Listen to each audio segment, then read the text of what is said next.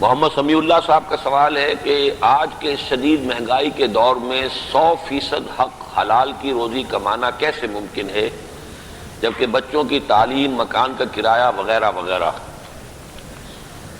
اب اس سوال کا ایک جواب تو وہ ہے جو میں پہلے دے چکا ہوں کہ 100% حلال تو اس معاشرے میں ممکن ہی نہیں ہے، اس لیے کہ پورا نظام جو ہے وہ سودی نظام ہے، اسی میں ہم جکڑے ہوئے ہیں۔ البتہ یہ کہ اس میں ہمیں حلال، زیادہ سے زیادہ حلال کمانے کی اور کھانے کی کوشش کرنی ہے، اور گاڑھا جو حرام ہے اس سے اپنے آپ کو نکالنا ہے رفتہ رفتہ۔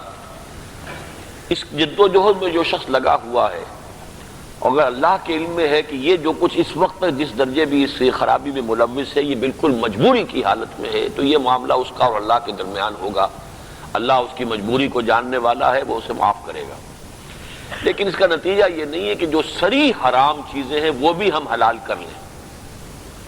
مثلا یہ کہ کوئی شخص اسی کی بنا پر رشوت لینا شروع کر دے، وہ جائز نہیں ہوگا۔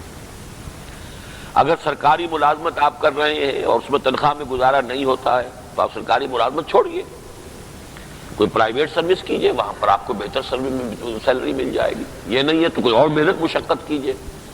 اس دلیل کے تحت کہ چونکہ مکان کا کرایہ بھی ہے اور بچوں کی تعلیم بھی ہے اور میری ملازمت جو ہے اس میں تو تنخواہ مجھے اتنی مل رہی ہے تو میں اس میں گزارا نہیں کر سکتا ہوں، تو اس سے میں رشوت کو اپنے لیے حلال کر لوں، یہ بات غلط ہوگی۔ اس میں یہ کہ آپ چونکہ سرکاری ملازمت میں ایک سیکیورٹی آف امپلائمنٹ ہے اور اس کے بینیفٹس ہیں، اس کی وجہ سے آپ وہاں جڑے ہوئے ہیں، ورنہ آج آپ اس کو چھوڑ کر اگر باہر جا کے ملازمت کریں گے تو آپ کو جو بھی زمانے کی جو اس وقت کی ریٹ ہے اس کے مطابق سیلری مل جائے گی۔